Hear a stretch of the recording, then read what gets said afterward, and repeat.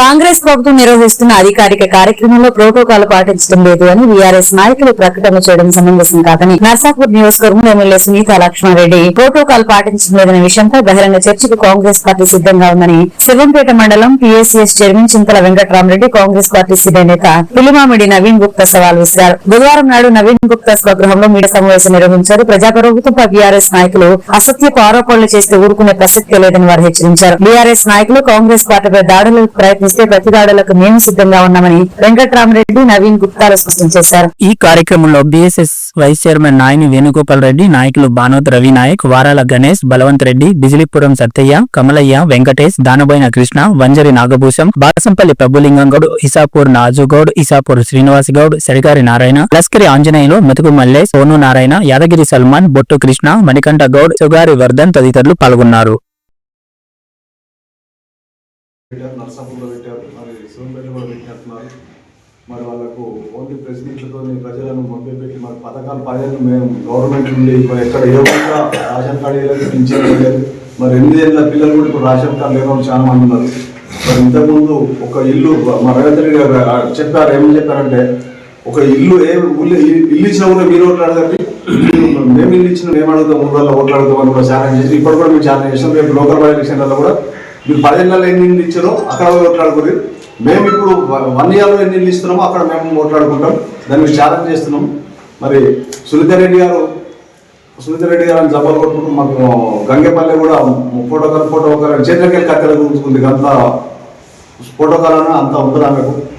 ఆమె ఫోటోకాల్ గురించి ఇప్పుడు సునీత మదన్ రెడ్డి గారు కాలు మొక్కాలి, ఆమె మదన్ రెడ్డి గారు ఫోటో పెట్టుకోవాలి, గెలిపించిన మదన్ రెడ్డి గారు దమ్ముంటే రాజీనామా పెట్టి ఇప్పుడు గెలవమనండి. కాంగ్రెస్ కు ఉల్టా ప్రచారం చేసి మరి కాంగ్రెస్ పని అయిపోయింది అంటారు. కాంగ్రెస్ పని అయిపోయిందో ఉందో రాజీనామా పెడితే తెలుస్తుంది. నర్సాపూర్ కాన్స్టిట్యూన్సీ లో మరి కాంగ్రెస్ పని అయిపోయిందో ఉందో తెలుస్తుంది. మరి రాజిరెడ్డి గారిని, ఆంజనేయులు గారిని, సుభాష్ రెడ్డి గారిని జిల్లా చైర్మన్, జిల్లా ప్రెసిడెంట్ విభజించుకుని పెద్దలం అయిపోతే అనుకోవడం మంచి పద్ధతి కాదు. మరి మేము చెప్తున్నాము, మరి మీరు ఎక్కడెక్కడ ఎవరెవరకు ఎంత బలం ఉంది ఊళ్ళలో రేపు లోకల్ బాడీలో తెలుస్తుంది. మరి సర్పంచ్ బలం ఉంటే సర్పంచ్లను గెలిపించుకోండి, ఎంపీసీలను గెలిపించుకోండి, దమ్ముంటే ఓట్లతో పడాలి. కానీ మేము కొట్లాడుతాం అదే రౌడీలో మా వీధి రౌడీలను తయారు చేస్తారా బీఆర్ఎస్ వాళ్ళు? కాంగ్రెస్ పార్టీలో మంచిగా చేస్తుంటే వీధి తయారు చేసి కాంగ్రెస్ వాళ్ళు ఓటిపిస్తారా? అది పద్ధతి కాదు. దమ్ముంటే ఓట్ బ్యాంక్ పరంగా చూపించండి. మీకు ఎవరైతే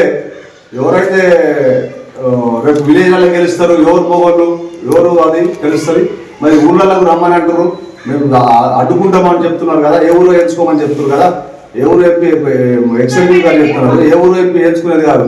3-4 ఏళ్ళు ఒక్కొక్క ఊరు పోతే చెప్పులు తీసుకొని కొడతామని ఊళ్ళో పోకుండా సాగున్నది. నీవు ఆ ఊరికే పోదాము, ఇప్పుడు అదే గోమారంలో పోదాము, దమ్ముంటే టైం పెట్టి వస్తాము, అక్కడ ఏమనుకుంటూ చూస్తాము.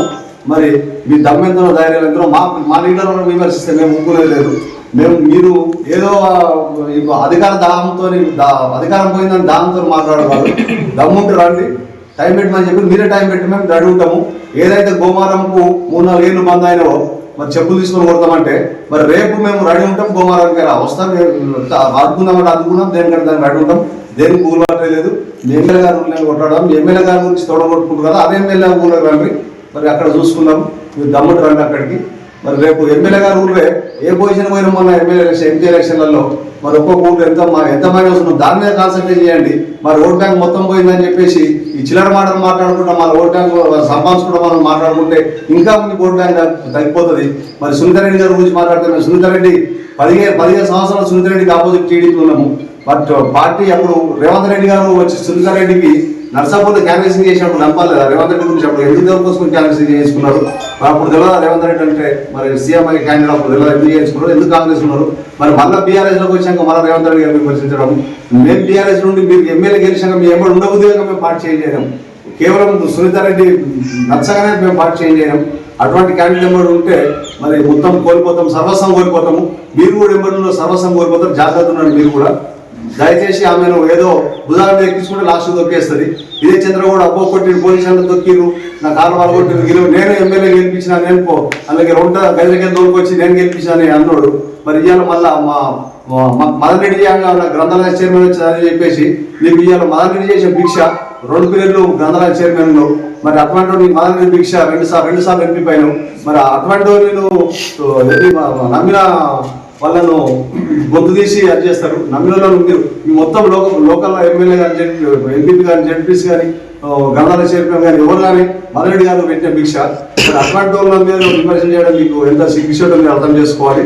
మరి ఇంకోసారి గిట్ట మా రాజిరెడ్డి ఇన్ఛార్జ్ గారు కానీ జిల్లా ప్రెసిడెంట్ కానీ మరి గంధాల చైర్మన్ కానీ విమర్శిస్తే ఊరుకో.